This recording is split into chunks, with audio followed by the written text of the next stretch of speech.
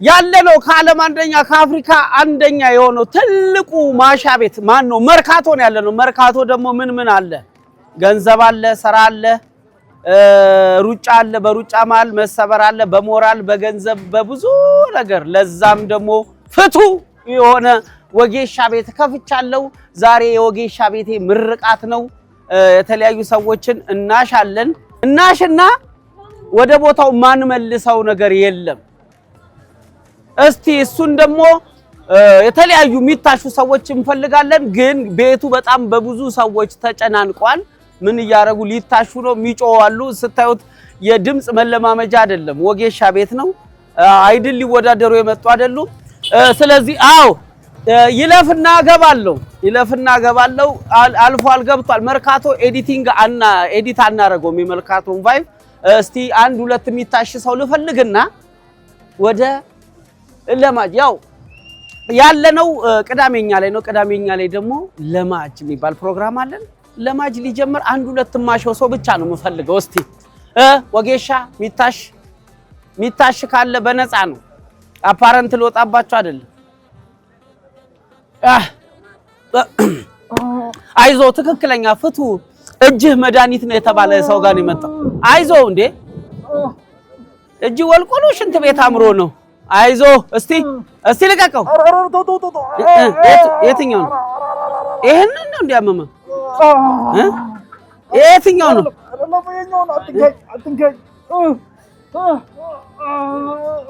አትንካኝ አለ። አይዞ ይሄ የእጅ ስብራት አይደለም፣ ይሄ የሞራል ነው። እኔ ብዙ ጊዜ የምሰራው የሞራል ስብራት፣ የሞራል ውልቃት፣ ጭንቀት ምናምን ላይ ነው። ትክክለኛው ወጌሻን በለማጅ ፕሮግራም ለመልመድ ተገኝቻለሁ። እስቲ እንግባ። አንተ እየጮክ እኛ እንግባ። ኑ ቆይ ድምጻይ አንፈልግም፣ የሚታሽ ነው። ኑ እኛ እንግባ።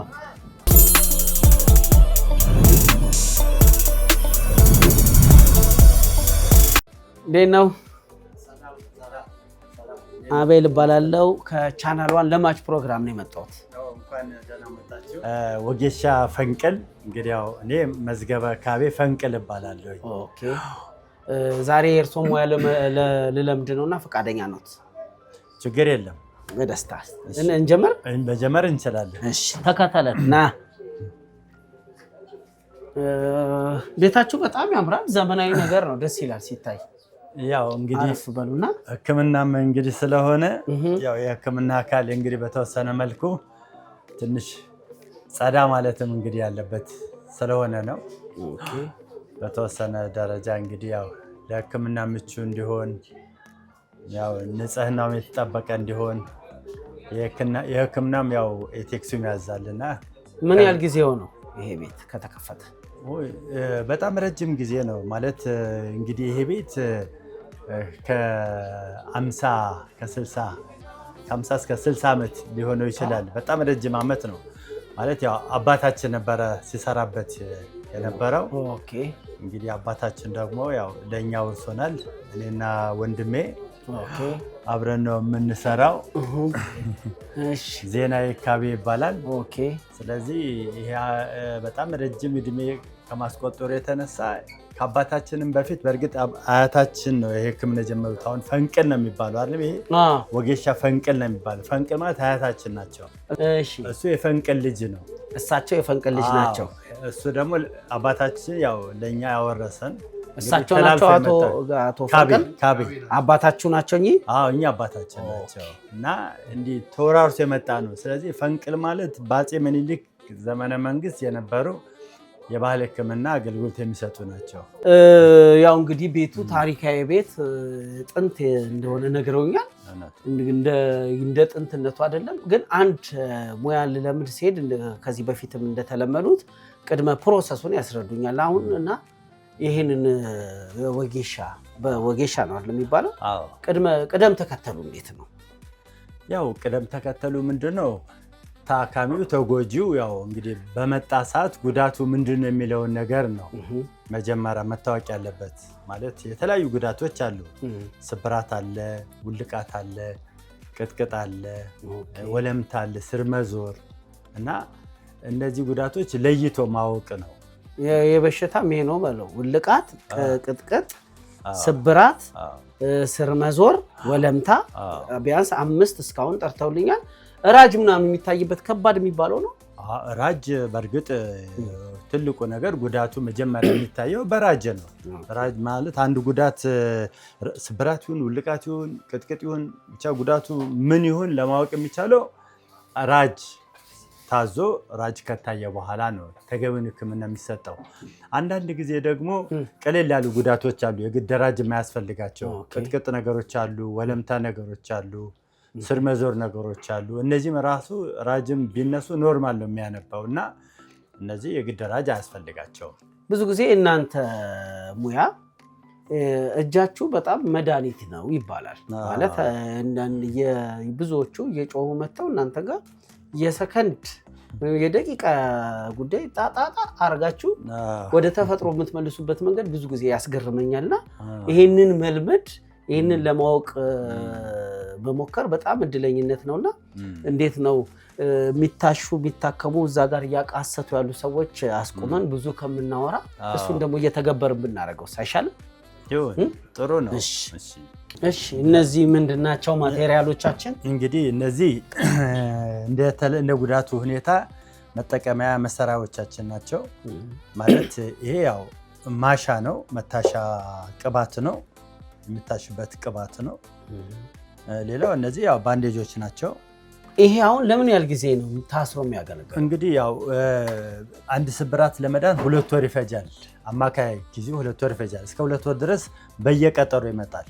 በየቀጠሮ በመጣ ቁጥር ቼክአፕ አለ። ምን ያህል ይዟል፣ ምን ያህል ጠንክሯል፣ ምን ያህል እየዳነ ነው የሚለውን ነገር ክትትል ጊዜ ይኖረዋል። ስለዚህ ይሄ እስከሚድን ድረስ አጥንቱ የገባው አጥንት እንዳያፈነግጥ ከቦታው እንዳይሸሽ ደግፎት ይዞ እንዲድን ይረዳዋል ማለት ነው። ስለዚህ 2 ወር ያህል ጊዜ ድረስ ክትትል ይፈልጋል፣ አንድ ጉዳቱ ሙሉ ለሙሉ እስከሚድን ድረስ። ብዙ ጊዜ አሁን ምን አይነት ጉዳቶች ይገጥሟቸዋል?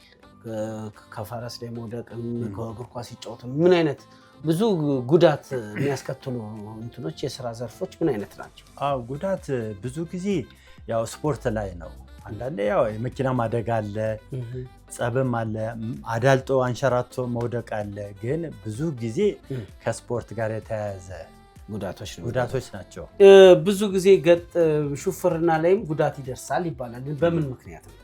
ያው ብዙ ጊዜ ጉዳት የሚደርሰው ሹፍርና ላይ የመሪ ችግር ነው። መሪ ማለት ምንድነው? አንዳንድ ጊዜ ባላሰብከው አቅጣጫ ለምሳሌ ጎማው ድንጋይ ላይ ይሆንና ወይም ደግሞ ጎማው ጉድጓድ ላይ በሚገባበት ሰዓት ባልጠበቀው አቅጣጫ ድንገት ነው የሚስበውና በዛን ሰዓት የመገጣጠሚያ አካባቢ የመላቀቅ ጉዳት ይደርስባቸዋል። ተረኛ ና የቱን ነው? ይቅርታ፣ አይዞ ና እዚህ ጋር አይዞ ልምድ ያለ ሰው ጋር ነው የመጣው። አይዞ ስር ዞሮ ነው ደሜ ተነቅሎ። ይሄ እንትን ነው መጋጠሚያው አካባቢ ወልቆ ነው ማለት ከቦታው ሶኬቱ ተነቅሎ ነው እና ይህንን እንግዲህ ያው ቀስ ብሎ ማስገባት ያስፈልጋል። ዋናው ትልቁ ነገር ምንድነው? በትኩሱ ነው የመጣው። አሁን ይሄ ለመግባት ቦታ ለመመለስ ለሕክምናው ለመዳን ቀላል ነው። በትኩሱ በወቅቱ የሆነ ነገር መጥፎ ምንድነው? ውሎ ያደረ ነገር ምን ይሆናል? ቂም ይይዛል፣ ስጋ ይበቅልበታል፣ ያለ ቦታው ይይዛል እና ቦታው ላይ ተመለስ ብትለው ቦታው ያለ ቦታ ነክሶ ይይዝና በጣም ያታገላል ማለት ነው። ስለዚህ አሁን ይህንን ለመልመድ እንዲያው በእርግጥ የወጌሻን ስራ በልምድ እንደዚህ በልምድ ለመልመድ በጣም ይከብዳል። እውነት ነው። ግን እንደው ቢያንስ አንድ ቀን እንኳን አብሬ ውዬ የተወሰነ ነገር ብለምድ አካባቢ ላይ እንደዚህ አይነት ገጠመኞች ቢፈጠሩ የመጀመሪያ እርዳታ እንድሰጥ መሰረታዊ የሚባሉትን ነገር ለማወቅ ያህል ነው እንጂ ይሄ ከዘርዘር የሚወራረስ ነው አይደል? እውነት ነው፣ ከዘርዘር የሚወራረስ ነው። ይሄ በእርግጥ ይሄ ሕክምና እንዳልከው መልመዱ ለለማጁን ከባድ ነው ምክንያቱም ሰው ሞት ነው የሚመጣው ወሰን ነው የሚሆነው እና ደግሞ በመታሽበት ሰዓት በመትረካበት ሰዓት ጉዳትም ልታስተናግድ ትችላለህ ስንዘራም አለ እርግጥ ያለ ስንዘራ አለና አጠቃላይ ያው ይሄን ጥንቃቄዎች ይፈልጋል ለመልመድ በአንድ ቀን የሚለመድ አይደለም አሁን እኔ ለምሳሌ የለመርኩት በማየት ነው አባቴ ሲሰራ ለረጅም ጊዜ አይተን ነው የሚያደርገው ነገር አይተን ነው ከዛም በኋላ ነው ቀስ በቀስ በጓደኞቻችን ሰፈር ውስጥ እያን ዘልቀን የገባንበት ስለዚህ አሁን አንተ ዛሬ በደንብ እንዴት ውልቃት እንዴት እንደሚገባ እንዴት እንደሚታሰር እና ያው ክትትል እንደሚያስፈልገው ካየው በኋላ ለምሳሌ አሁን አንድ የሚጠብቀን ከስተመር አለ የተጎዳ እሱ እየዳነ ያለ ነው አሁን እሱን በደንብ ማሸት ትችላለህ በደንብ በሱ መልመት ትችላለህ ይሄ ግን ላንተም ጉዳት ያስከትላል እሺ ታማሚም ነው ቁስልም ነው አንተ እዚህ ጋር ልሞክል አስለምድብል እሺ ስለዚህ ሊያዘው አንተ ትይዘዋለህ እሺ ሚያዝ ነው አይዞ እንግዲህ ይቅርታ አይዞ ቆርቆሮይ ነው አይዞ እንግዲህ አይዞ ይሄ እንትን ግን ከትውልድ ወደ ትውልድ የሚሸጋገር ጥበብ ነው አይደል እውነት ነው እንደነገርኩ ፈንቅል ወገሻ ፈንቅል ሲባል አያታችን ናቸው አያታችን ለልጁ አስተማረ አባታችን ደግሞ ለኛ አስተማረ እንዴት ወራርሶ የመጣ ነው አይዞ አታቃስት መጀመሪያ ነበር መጠንቀቅ ላላርክ አይዞ እንደውም ጎበዝ ነው አይጮም አንዳንዱ አንዳንድ አይድል የመጣ የሚያስመስለው አይዞ ይገባል አካውንት ባዳ አካውንቱም ይገባ አስመሰልኩት እኔ ትንሽ ጥፍ አድርገው ጥፍ አይዞ ጎበዝ አይ ጠንካራ ሰው ነው እሱ በጣም ጠንካራ ነው ካሜራ ሳይ መጮ ፈርቶ ነው እንጂ ይሄም ያስጨው አይዞ እስቲ አሁን ጠፋው ራስ ጠፋው ቀስ ይልክ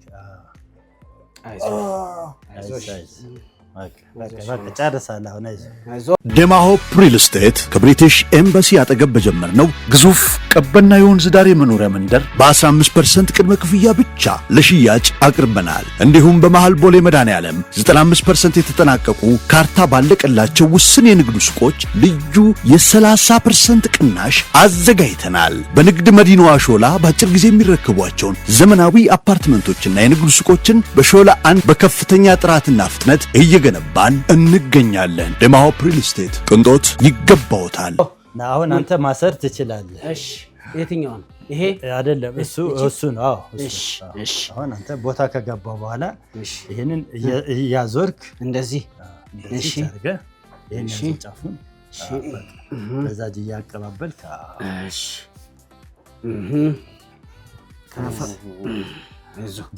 በሚታሰርበት ሰዓት በጣም መጥበቅ የለበትም መላላትም የለበትም አሁን እሱን ያረኩ ትንሽ ጥሩ ነው ወደ ለቀል በጣም ከጠበቀ የደም ዝውውሩን ይረብሻል እሺ በጣም ከላላ ደግሞ የገባው መልሶ ያላፈነገጭ ለዚህ ጋር ሸፈነ እሺ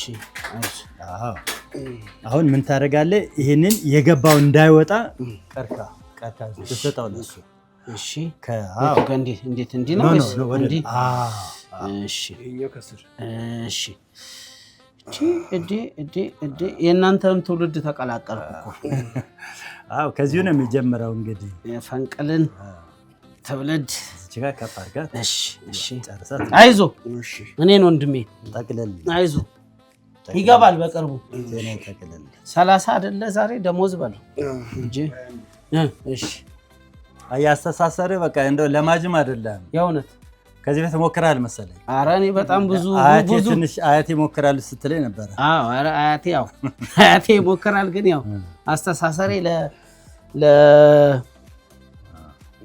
ስንት ሸፍና እሺ ወደዚህ ተመጣጣለ እሺ ተማሪፍ ነው ጥሩ ነው ወደዚያ ዋናው እቺ ነች አንተ አሁን ቤት ትገባና መረቅ የበዛው እሱ ነው አሁን እቺን ተርተር ሰንጠቅ ታረጋታለህ እሺ ሰንጠቅ በቃ እሷን አምጣት ወደዚህ እንደዛ ኦኬ አይዞህ ወንድሜ እንግዲህ ለማጅ ገጥሞ ነው መቼ ይምጣ ይሄ መቼ ይምጣ የሚመጣው ይሄ መንገቻ ሰጣለ መንገቻሽ መንገቻ ግድ ነው። ይሄ ትንሽ ያጥራል። እዚህ ጋር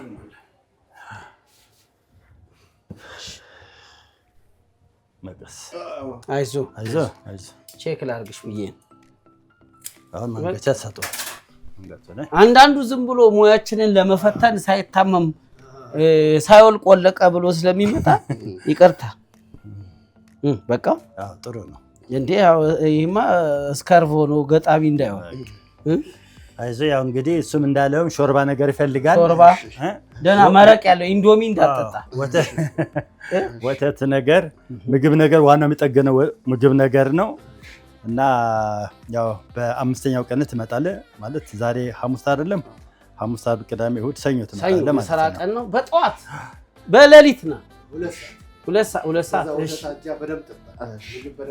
ቪዲዮ ኮል ደውል የምትጠጣው ነገር እኔ እንዳልኩ ኢንዶሚ እንዳጠጣ መረቅ ተብለ ተረኛ እሺ እጃችንን እንታጠባለን። እሺ መጣን። ቆይ አንድ እጃችንን ስንታጠብ ደግሞ ምሳልን በላ እንዳይመስለው ለንጽህና ነው።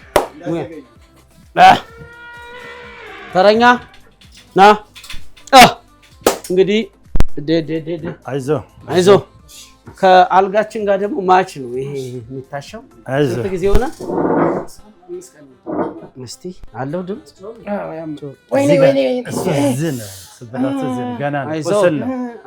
አይዞ መጀመሪያ እኮ ነው አለመንቀልቀል። እዚህ ወጌሻ ቤት መጥቶ ማደንቆር ምን ያደርጋል? ዘርጋው ትንሽ ያማል። አትንገብገብ እንደ ግብፁ በረኛ እንዲህ ለጥጠው እንጂ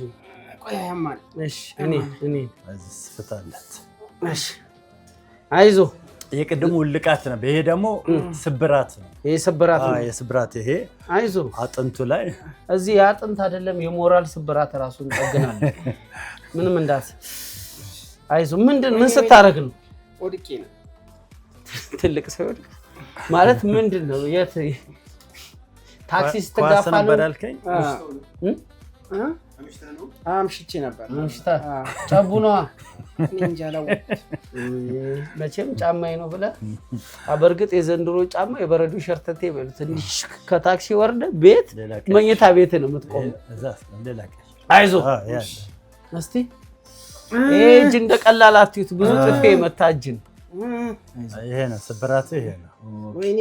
አይዞ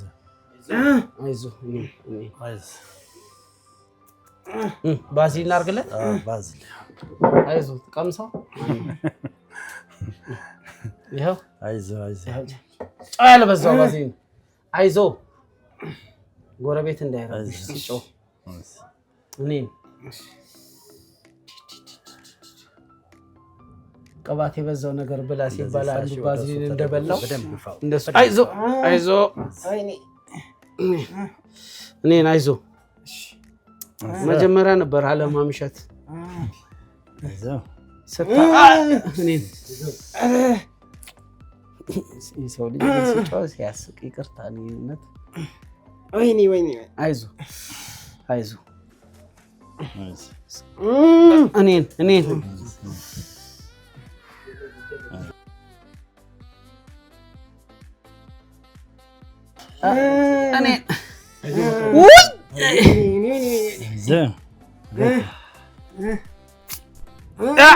አይዞ ገብቷል። እኔ ቀለጠ እኮ አይዞ ይሄማ ከባድ ነው። ይሄን መልመድ በየቀኑ የሰው ስቃይ ማየት ከብዳል። ይለመዳል። ያው በህልም አይመጣም። የማይለመድ ነገር የለም። ይለመዳል እንጂ በእርግጥ ከባድ ነው አይደል? በጣም የሚገርም ገጠመኝ ያለው እንዲህ በማሸት ዙሪያ። አዎ እርግጫ አለ፣ ጥፊ አለ፣ ዘለፋ አለ። አዎ ተመታ ያውቃለሁ እንደ በደንብ ነው እንጂ ክፍያ የምትኑም ነው አንድ ላይ የወጌሻውንም የምትኑም ነው የእርግጫውንም አይዞ አንበሳው ማነው ስሙ?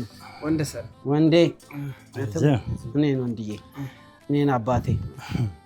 አሁን ምን ያርግበት እሱ? አሁን ያው ምግብ ነው፣ ጥንቃቄ ነው። በተለይ ያው ዋናው የሚጠግነው ሆድ ውስጥ በሚገባ ነገር ስለሆነ ምግብ ላይ ደፈር ጨከን ማለት ያስፈልጋል። ፍየል ነገር ፍየል ብላ ፍየል ሸክላዋ ሲጣፍጥ እኮ የፍየል መረቋን ቶ አይዞህ ቀስ ተመርቆ ነው የተከፈተልህ። ይሄ ድሮ ቢሆን ቦኖ በለው እንዴት መረቀን ስንከፍት አትንቀልቀል። አሁንም እንዲህ ታሽተህም አታምሽ። ይሄው መንገቻሽ ገጣሚ እያደረኩ ነው። ቀላሏን ከዚህ ነው የሚጀመረው። ኧረ ትንሽ ወደ ደረት አሁን አንተ ስትወጣ ፈወሰኝ ፈንቅል ፈወሰኝ እያለ ይረዝማል። ይሄ ለእግሩ አደረኩት። እሺ ተነስ ማቺኒው አደራ ፍየል ነገር ጠቦት በከል በግ እጣ ሲዞር አይደለም ብላ ልሸኘው። አዎ ትንሽ ሸኘው። ቅቅል ቤት ቀጠሮ ስጠው። ቀጠሮ መቼ ይምጣ? ያው ሰኞ ነው። በአምስተኛው ቀን ሰኞ 2 ሰዓት ላይ ነው የተባለ አለ። አንተ 2 ከሩብ ላይ እኛ ጊዜ አንገል 15 ደቂቃ አታምሽ እሱ ነው ለኛ እንጀራ ነው። ግን እኔ አንተ መውደቅ እንጀራ አይሆንንም። አታምሽ መጣው ደግሞ እንደ ቻርሊ ልጅ እነሱ ናቸው አቡያ ሲያዙ የሚያሹኝ ቢልስ እኛ እንደ ቤተሰብ አታምሽ ነው ምንለው። ምክር ነው። ሸኝቾ ልምጣ። እሺ ሸኝታው ትመጣለህ። ከአቤል ጋር እንግዲህ የነበረን ቆይታ በጣም ጥሩ ነበረ። ምክንያቱም ዛሬ ያው የመጀመሪያው ነው እንደ ለማጅነቱ። ብዙ ጊዜ እንግዲህ ለማጅ የሆነ ሰው የሚያጋጥመው ቁስለኛ ነው፣ ህመምተኛ ነው፣ ፊቱ የጠቆረ ነው እና ይሄ እንዳለ ሆኖ እሱ ግን ይሄን ስሜት ተቋቁሞ ጥሩ እያገዘኝ እና ለመልመድም ካለ ጉጉት የተነሳ ጥሩም አንዳንድ መመክረው ማሳየው ነገሮች ሁሉ ሲሰራ ያዩበት ሁኔታ ጠንካራ ጎኑ ነው። ያው እንግዲህ አሁን እንዳያችሁት የተጎዱት ጉዳተኞች ውስን ናቸው። በተለያዩ ጉዳቶች ነው እንግዲህ የሚስተናገደው። እንግዲህ ከባድ ስብራቶች አሉ። ስብራት ሲባል ያው የተለያዩ አይነት የስብራት ሁኔታዎች አሉ። ውልቃት አለ እና አሁን ለምሳሌ ዛሬ ያየናቸው ውልቃትም ስብራትም ምንም አይነት ቁስለት የሌለው ኖርማል የሰውነት አካል ነው። የውስጥ ጉዳት ነው እዛ ጋር የተፈጠረው የነበረው እና አንዳንዴ ምን ይመጣል ያው ደም ይኖራል፣ ቁስል ይኖራል እና በዛን ሰዓት በእርግጥ ያው ጓንት እንጠቀማለን። አንዳንድ ኢንፌክሽን ሊፈጥሩ የሚችሉት ሁኔታዎች ሲኖሩ የግድ ጓንት ተጠቅመን ነው የምናሻው እና ያለው ነገር እንግዲህ እንዳያችሁት ዛሬ የተለያየ ብዙ አይነት ጉዳቶች አሉ እና ጥቂቱ ነው ያያችሁት እና በአጠቃላይ እንግዲህ የጉዳቱ ደረጃና ሁኔታ እንደየጉዳቱ ሁኔታ ይለያያል ማለት ነው። እንግዲህ ከሞላ ጎደል የአቤል ውጤት እንደ ለማጅነቱ እንደ ጀማሪነቱ ጥሩ ነው። ያየውን ነገር የመራሁትን ነገር በደንብ ሲሰራ ነው ያየሁት። አንዳንድ ጥቃቅን ስህተቶች ቢኖሩም ስለዚህ ውጤት ከ10 7 ሰጠዋለሁ። እንግዲህ ቀጣዩ 3ቱን ደግሞ በተደጋጋሚ በሚያደርገው ልምምድ ያሻሽላል ብዬ ገምታለሁ። እንግዲህ በጣም ነው ማመሰግነው ለነበረን የለማች ጊዜ በጣም ነው ማመሰግነው። እኔም በጣም ነው ማመሰግነው። እሺ እንግዲህ ደጋግመህ ስትመጣ ደግሞ የበለጠ ጥሩ እውቀት ጨብጣል። በደስታ ከእናንተ ጋር ለነበረኝ ትልቅ ቆንጆ ቆይታ ደግሜ በጣም አመሰግናለሁ። እግዚአብሔር ያክብርልኝ። የዛሬ ለማጅ ይሄንን ይመስል ነበር። ሳምንት በሌላ ለማጅ እስከምንገናኝ ድረስ ፈወሰኝ፣ ፈንቅል ፈወሰኝ፣ ተፈወስክ፣ በፈንቅል ተፈወስክ። ምን ያህል እንደተፈወስኩ ለማሳየት ውሃውን ነድቼ አሳያችኋለሁ። እችላለሁ፣ ተፈውሻለሁ፣ እችላለሁ። ግድ የለም። ይኸው ምስክርነት። አመሰግናለሁ።